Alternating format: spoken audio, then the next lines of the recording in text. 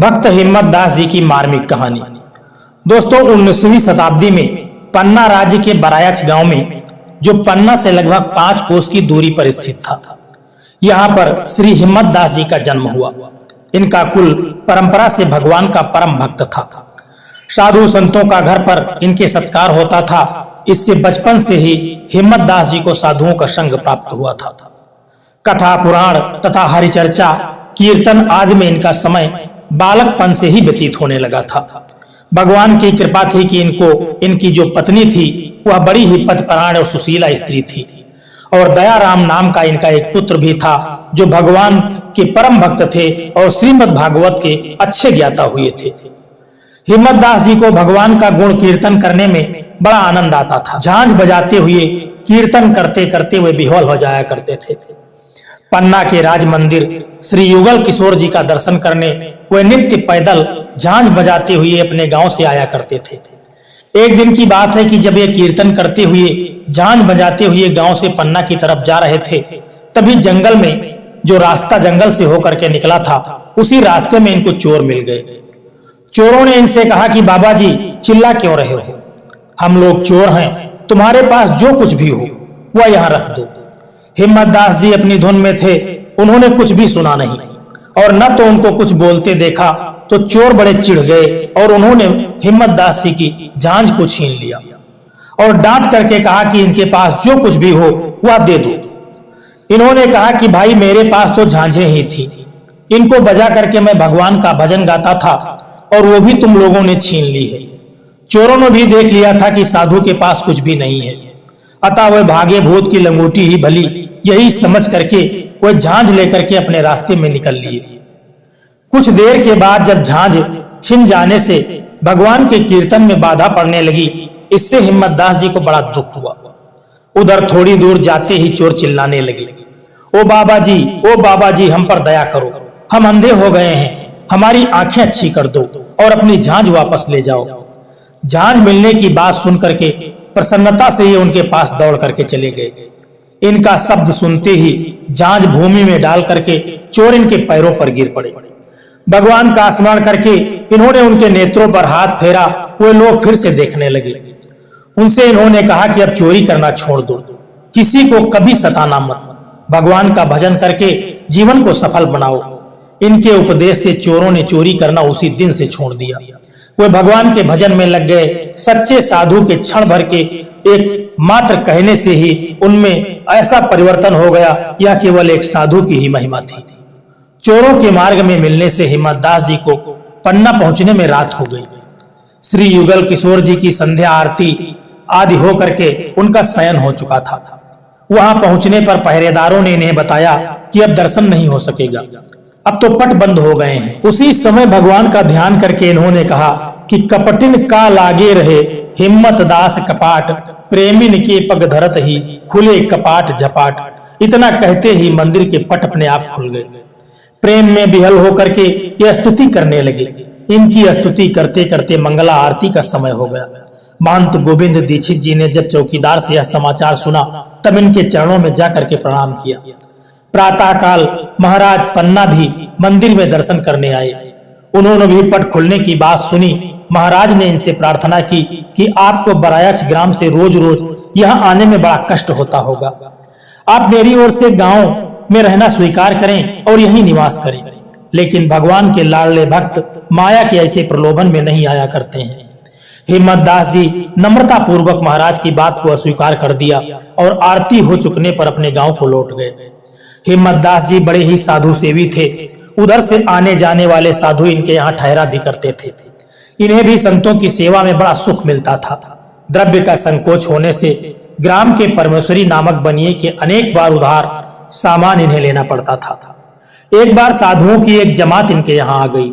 इन्होंने आदर पूर्वक उनको ठहराया और उनके भोजन का सामान लेने बनिए के यहाँ पहुंचे। बनिए ने इनको आदर पूर्वक बैठा करके पिछला हिसाब किताब समझाना शुरू कर दिया। इनके उधार सामान मांगने पर उसने कहा, महाराज, पिछले रुपये बहुत हो गए हैं, पुराना हिसाब चुकता किए बिना मैं उधार नहीं दे सकता। बनिए की बात उचित ही थी। हिम्मत दास बड़ी निराशा लिए घर पहुंचे। उनकी पतिव्रता पत्नी ने अपने पति से सब बातें जब सुनी तो उसके सारे आभूषण साधु सेवा में पहले ही बिक चुके थे। केवल एक नथ बाकी थी। पति को उदास देख करके उस साध्वी ने नथ देते हुए कहा कि स्वामी, इसे दे करके आप साधुओं के भोजन का सामान ले आओ। हिम्मत दास को पत्नी का एकमात्र आभूषण लेते संकोच तो हुआ, लेकिन पर दूसरा कोई विकल्प मौजूद नहीं था, कोई उपाय नहीं था। इसलिए वह नथ लेकर हिम्मत दास जी बनिए के पास गए।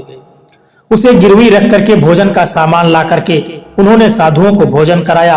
प्रातः काल साधु जब विदा हो गए, साधुओं के चले जाने पर हिम्मत दास नदी के किनारे स्नान करने चले गए। उधर भगवान उनका रूप धर करके बनिए के पास पहुंचे और उनसे रुपया लेकर के नथ लौटाने को कहने लगे। बनिए ने हिसाब करके 350 रुपये मांगे।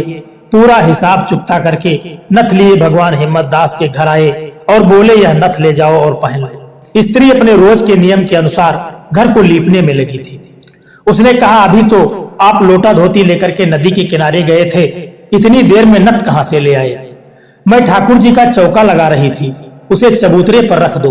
भगवान ने कहा, स्वर्ण का गहना पृथ्वी पर नहीं रखा जाता, जल्दी आकर के पहन लो। स्त्री ने पास आकर के कहा कि मेरे हाथ तो गोबर से सने हुए हैं, तुम ही पहना दो। अतः प्रभु ने अपने हाथों से ही उसे नथ पहना दी और घर से बाहर चले गए। स्नान करके लौटने पर स्त्री की नाक में नथ देख करके आश्चर्य से हिम्मत दास जी ने पूछा कि तुम्हें यह नथ कहां से मिल गई? उस स्त्री ने कहा कि महाराज, बुढ़ापे में यह हंसी अच्छी नहीं लगती। अभी आपने अपने हाथों से तो पहना करके आप यहाँ से गए हैं, मैंने तो अभी गोबर का हाथ भी नहीं साफ किया है। हिम्मत दास घर से सीधे बनिए के पास जाकर के पूछने लगे, मेरी नथ तुमने किसके हाथ बेच दी है? बनिया बोला, आज आप यह कैसी बहकी बहकी बातें कर रहे हैं? मेरा सब रुपया दे करके अभी अभी तो आप नथ लेकर के गए हैं, या वही रखी है और यह इस पर हिसाब चुकता होने के दस्तखत भी हैं। अब हिम्मत दास जी के नेत्रों में आंसू की धारा बहने लगी। उन्होंने कहा कि भैया परमेश्वरी, तुम्हारा नाम सार्थक हो गया, तुम सच्चे परमेश्वर दास हो। तुम्हें भगवान ने दर्शन दिया, मैंने पता नहीं कौन सा अपराध किया है कि मुझे दर्शन ही नहीं हुआ।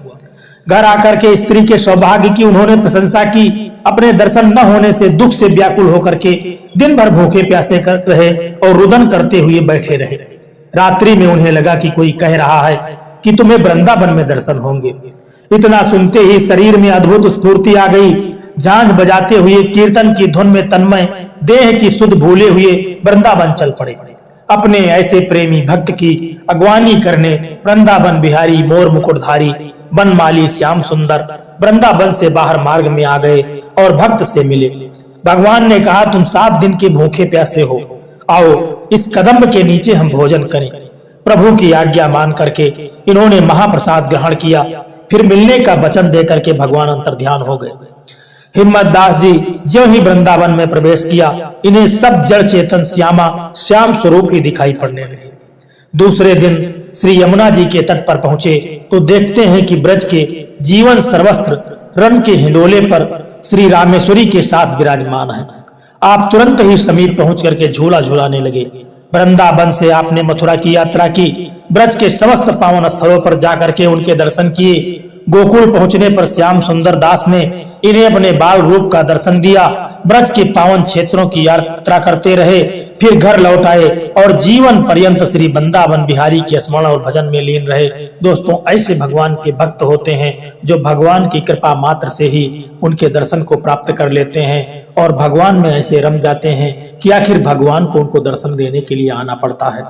दोस्तों, यह कहानी आपको कैसी लगी है, एक प्यारा सा कमेंट करके जरूर बताना। और वीडियो यदि आपको अच्छा लगा है तो वीडियो को लाइक करके चैनल को सब्सक्राइब करने की भी कृपा कर देना। जय श्री कृष्णा, राधे राधे।